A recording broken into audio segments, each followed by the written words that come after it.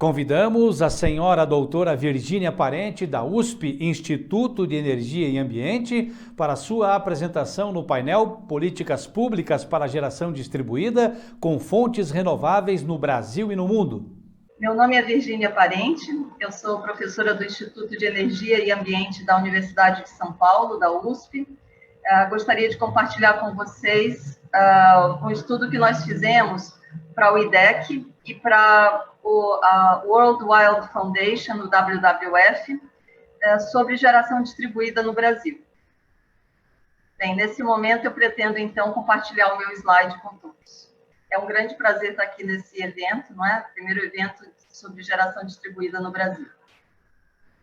Nosso painel fala sobre análise de políticas públicas para geração distribuída com fontes renováveis no Brasil e no mundo. Essencialmente, nós analisamos um pouco desse conceito no mundo e como tem sido a evolução da GD no Brasil, com grande foco na GD solar fotovoltaica, porque é essa GD que tem realmente crescido, bombado, como se diz no nosso país, né? Então, como eu havia comentado, esse estudo teve o apoio do IDEC, do Instituto Brasileiro de Defesa do Consumidor, também do WWF e do nosso instituto, que é o Instituto de Energia e Ambiente da Universidade de São Paulo, do qual eu faço parte e coordeno um grupo chamado de ESG-REG. É um grupo sobre Environmental and Social Governance and Regulation em energia, ou seja, governança socioambiental e regulação aplicada à energia. Desse grupo fazem parte ex-alunos do mestrado e do doutorado, alguns que já são professores em outras instituições e alguns doutorandos e mestrandos do nosso instituto também. Essencialmente, esse estudo foi feito porque tanto o IDEC quanto o WWF, eles têm uma intenção de se posicionar frente ao crescimento da GD no nosso país. E há muitos desafios. Se, por um lado, a gente percebe que a geração distribuída através de energia renovável é uma forma de você gerar energia no mundo e no Brasil com redução de emissões, por outro lado, o que a gente tem observado é que os principais adotantes dessa tecnologia no país são pessoas de alta renda. E, de certa forma, essas pessoas, ao instalar esses consumidores ou prosumidores, não é? Produtores e consumidores, ao instalar essa GD no país e nas suas casas, eles deixam de pagar uma série de tarifas que são diluídas nos ombros dos demais consumidores. E essa situação preocupa o IDEC, que é justamente o Instituto de Defesa ao Consumidor. Então, como encontrar um ponto de equilíbrio entre a expansão de fontes do bem, fontes renováveis, e, ao mesmo tempo, eventuais impactos na tarifa? É esse o pano de fundo e as reflexões trazidas por esse estudo. O estudo foi bastante extenso, nós escolhemos só alguns dos slides para comentar com os senhores, né? Mas o estudo passou, por exemplo, pelas definições e contexto das modalidades de GD no Brasil e no mundo, o que é realmente, na essência, uma definição de GD por vários organismos internacionais. Além disso, nós fizemos o mapeamento dos custos e avaliação dos investimentos, do ponto de vista do consumidor, essencialmente, respondendo a seguinte questão: se eu tenho um comércio, uma residência, vale ou não a pena eu colocar, eu ter uma geração distribuída, eu me transformar num prosumidor, eu ficar, de certa forma, independente, ainda que parcialmente, da rede, porque à noite, se eu for fazer essa geração através do sol, à noite o sol não brilha, então eu vou também depender da rede. Mas eu posso gerar o suficiente para, eventualmente, resgatar essa energia mais tarde, reconhecendo que a rede está me prestando esse serviço de acumulação, entre outros, né? Também, qual é a percepção pública da geração distribuída no país? A maior parte das pessoas que aderem, que optam por fazer a sua própria geração de energia, como é que elas encaram isso? Elas fazem isso por questões mais financeiras, mais filosóficas, porque são pessoas mais eco-oriented, né? Orientadas com grandes preocupações ambientais, que é que move isso? Economias. E no comércio, é para eu poder dar uma imagem mais verde aos meus produtos, que eventualmente combine com o tipo de negócio que eu quero oferecer ao público em geral. Como é que tem sido isso, né? E quais são as estimativas do impacto da GD na redução das emissões no longo prazo? Se a gente pega o plano decenal de energia, olha como é que vai ficar a matriz nos próximos 10 anos, uma ampliação eventualmente de geração distribuída, mas também de termoelétricas. Se essa GD deslocar uma parte das térmicas, como é que isso daí vai ser no sistema hidrotérmico, onde a maior parte da energia vai continuar sendo gerada através de reservatórios e através da água? Bem, também a ideia de como é que isso daí impacta a geração de empregos no país, que também é uma preocupação do WWF. E é uma indicação de políticas públicas no futuro, como é que a regulação deve se comportar e qual deve ser o posicionamento de todos nós, consumidores, cidadãos, membros dessa grande sociedade brasileira, frente ao desenvolvimento da GD no nosso país. Então, essencialmente, esses foram os tópicos abordados pelo estudo. O ponto de partida, então, foram os conceitos de geração distribuída. E se adotou conceitos básicos, regras e condições vigentes no Brasil, sobretudo relativos aos projetos de mini e microgeração distribuída. Foi feita uma contextualização inicial, identificando quais são as modalidades de geração distribuída que predominam no território brasileiro. E aí, na sequência, são apresentados resultados da opinião pública. Nós fizemos uma pesquisa qualitativa para ter essa percepção pública e nós também comentamos os resultados que surgiram dessa enquete, né, dessa pesquisa não estruturada, e também quanto aos demais tópicos anteriormente descritos, referentes à geração de emprego, à redução de emissões, se a gente ampliar a fatia de GD no país. Quanto é que as emissões estariam sendo reduzidas? Bem, vale a pena comentar, não é, que a maior parte dos investimentos se utiliza dessa geração da fonte solar fotovoltaica, conforme nós comentamos, no ambiente de contratação regulado. No Brasil existem dois grandes ambientes, o de contratação livre e o regulado, e essa modalidade ela floresce justamente no ambiente de contratação regulada. Os resultados indicam, entre outras coisas, o valor do investimento, o valor presente líquido, payback, em quanto tempo se recupera esse investimento, e também os impactos sobre os não adotantes. Ou seja, se uma parcela da população adota e outra não adota, essas tarifas que são deixadas de pagar e eventuais outros custos sobrecarregam ou não os ombros dos demais membros da sociedade, dos demais consumidores de energia, não é? E além dos cenários de de redução de emissões na próxima década e de geração de emprego no país.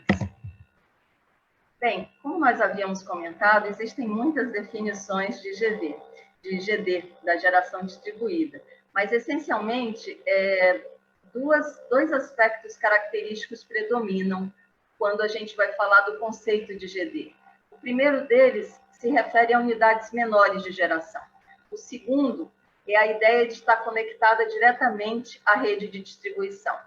Então, por exemplo, para o Institute of Electrical and Electronic Engineers, o IEEE, o I3E, como é conhecido aqui no nosso país, não é? A GD é a energia gerada a partir de unidades menores do que a geração centralizada, de forma que possam se conectar em qualquer ponto do sistema elétrico. Também temos definições do SIGRE, que se referem ao tamanho dessa geração, mostrando que ela é de menor porte, também da Agência Internacional de Energia, da IEA, não é? International Energy Agency, que se refere a unidades de geração cuja instalação esteja na dependência do consumidor ou em áreas de distribuição da própria concessionária, atendendo diretamente à rede local.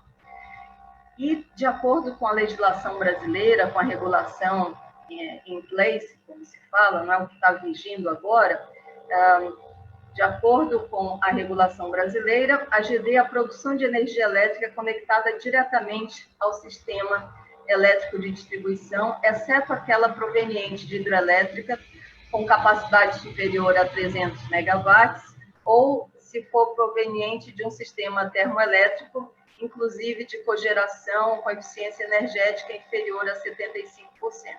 Então, existem definições precisas, mas e um pouco diferentes entre si, mas elas têm essa característica em comum, a ideia de que são unidades menores de geração e que são conectadas à rede de distribuição.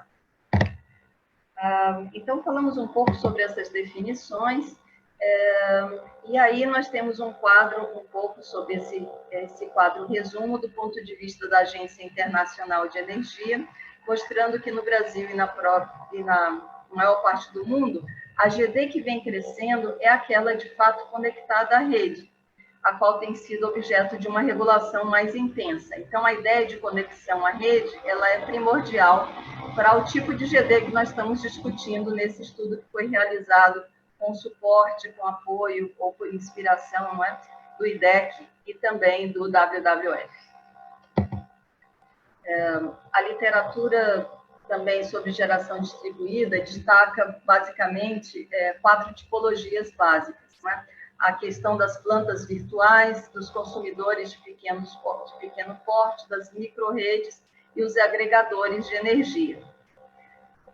Então, os contratos podem ser de menor porte, mas, eventualmente, nós temos agregadores que utilizam várias unidades consumidoras numa determinada região e vendem essa energia excedente que é gerada por essas várias unidades. Então, é mais fácil juntar o varejo para vender num quase semi-atacado, mas ainda de pequeno porte. Como nós vimos assim na história da GD, o que se imaginava, antes até da virada do século, né, é que a GD que iria fazer mais sucesso seria aquela geração não conectada necessariamente à rede, é uma geração em locais remotos. Porém, a GD que a gente viu crescendo no mundo foi justamente essa GD conectada à rede.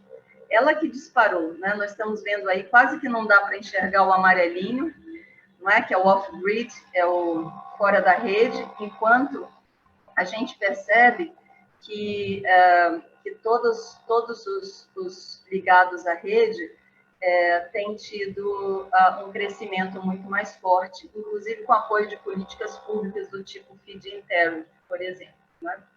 E apoio político e redução de tarifas, como no caso do Brasil. Nós temos aí uma breve história da regulação, que vários dos senhores conhecem, com alguns dos marcos mais importantes, mostrando que, sobretudo nos últimos anos, a GD no Brasil tem recebido estímulos muito importantes e deslanchado em termos de capacidade instalada. E sempre esse aumento de potência tem sido acima das melhores projeções, né? Então, a ANEEL projeta aí a linha azul e o realizado é a linha rosa, e quando isso vai sendo revisto cada vez mais, a gente percebe que esse é o momento, não é, de uma forte evolução da geração distribuída no nosso país. No Brasil, como nós já havíamos comentado, tem 2 grandes ambientes, o ambiente de contratação livre e o ambiente de contratação regulado.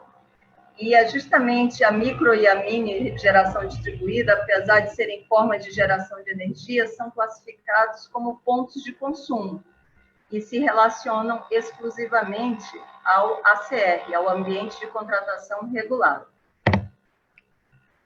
Também vale destacar que apenas os consumidores cativos, ou seja, esses pertencentes ao ACR, ao ambiente de contratação regulado, que pode usufruir, são esses consumidores aqueles que podem usufruir dos benefícios que foram estendidos pela regulação à micro e à mini geração distribuídas. E quando a gente vai ver quais são as principais modalidades, existem 4 dessas modalidades. Entretanto, 2 concentram tanto a maior parte da carga, se a gente olhar o azul mais escuro, não é? Nesse gráfico, e o segundo azul mais escuro, de baixo para cima, tanto a GD junto à carga quanto o alto consumo remoto é que respondem pela maior quantidade de megawatts e também de capacidade instalada e também pela maior quantidade de empreendimentos. Nós temos, por exemplo, na GD junto à carga, mais de 200 mil empreendimentos contra apenas 42 da última fatia dessa nossa pirâmide, e também com números bem menores em relação à GD compartilhada. Então, tanto o alto consumo remoto quanto a GD junto à carga são os responsáveis pela maior fatia de crescimento da geração distribuída no nosso país, e foi sobre essas duas modalidades que esse estudo se concentrou. E nós vemos mais uma vez aí que a GD junto à carga responde pela fatia amarela desse gráfico, um percentual do 100% total, seguido pelo alto consumo remoto. Praticamente a gente vê muito pouco do alaranjado, da GD compartilhada e dos condomínios com GD. Algumas observações, nós fizemos entrevistas, como havíamos comentado desde o início, e sobre essas entrevistas, nós percebemos que o termo geração distribuída, ele é muito usado, não é? De uma maneira coloquial, para identificar a geração próxima ao centro de carga, ou seja, aos centros de consumo, que se fala de micro e mini geração, e também a ideia de um sistema de compensação de créditos. Bem, e a gente percebe, então, que essas são as principais modalidades no nosso país e que Minas Gerais é o estado que dá mais benefícios e que reduz realmente, se nós pensarmos que as modalidades GD junto à carga e alto consumo remoto concentram os maiores números de empreendimentos, conforme nós já vimos, não é? E isso daí decorre de vários benefícios que são estendidos a essas duas modalidades, dentre aquelas 4. Então, a ANEEL autoriza descontos de até de 100% das tarifas, não é? E também os convênios do ICMS assinados por todos os estados seguem vários desses descontos. Atualmente existe isenção de ICMS sobre a tarifa de energia, mas não necessariamente sobre a TUSD, sobre a tarifa relacionada ao sistema de distribuição. E nas modalidades de GD compartilhada e de condomínio, o cliente perde esse benefício, por isso que essas fatias são realmente tão menores. Aos cenários de emissões, nós analisamos cenários com muita chuva, menos chuva, um crescimento mais forte da GD e menos forte da GD, e analisamos como é que a GD deslocaria as térmicas e as emissões em diferentes cenários hidrológicos. E tivemos algumas conclusões também sobre isso. Em relação ao trabalho como um todo, as principais conclusões foram que os retornos da geração distribuída aos investidores adotantes dessa tecnologia ainda continuam muito vantajosos. A GD, através da tecnologia fotovoltaica, é a que mais gera postos de trabalho quando comparada a outras fontes de energia. Também as contribuições da geração distribuída para as emissões evitadas são importantes, mas o que mais pesa ainda é o cenário hidrológico. Quando há poucas chuvas, as térmicas ainda estão bastante presentes, e esse é um fator preponderante nas emissões do Sistema Integrado Nacional nos próximos 10 anos. É essa conjugação de térmicas e baixa hidrologia que ainda vão ser responsáveis pela maior parte das emissões, e a GD apenas consegue compensar uma pequena parcela disso daí.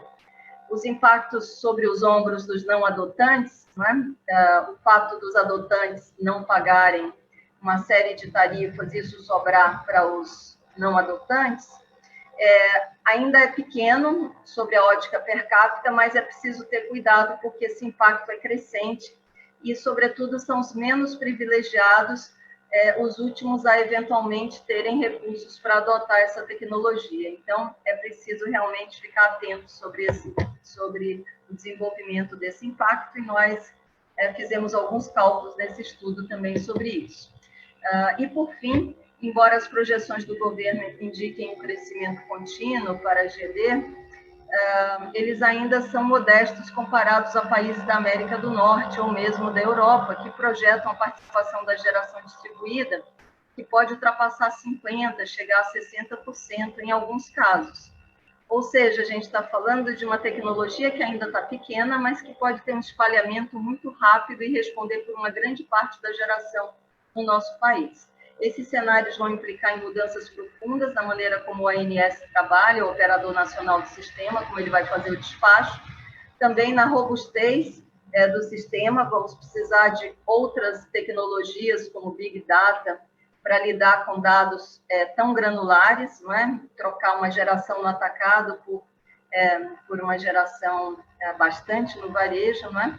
E aí a gente percebe também que se faz necessária uma regulação mais célere, mais rápida, que promova os incentivos corretos, que lide com essa questão das tarifas binomiais, bem como empreenda esforços para coibir poder de mercado de eventuais agentes. Esses eventuais agentes, em alguns casos, pode ser a própria distribuidora, porque o grupo ao qual a distribuidora pertence pode também querer aspirar a ganhar dinheiro, né, com um outro CNPJ provendo a geração distribuída. Mas é preciso que o meio de campo seja equilibrado para todos os integradores, para todos que participem desse mercado, e não necessariamente privilegie a situação das integradoras, dos provedores de GD ligados às grandes distribuidoras. Algumas têm bastante cuidado em ter um Chinese Wall, uma separação, mas outras nem tanto, porque algumas reclamações da ANEEL têm crescido nesse aspecto. Mas o crescimento da GD no mundo é inexorável e, por isso, nós acreditamos que essa regulação célere é primordial. Bem, na essência, era esse o resumo do nosso trabalho e agradecemos, então, pela atenção. Obrigada. Agradecemos a senhora doutora Virgínia Parente, da USP, Instituto de Energia e Ambiente, por sua apresentação.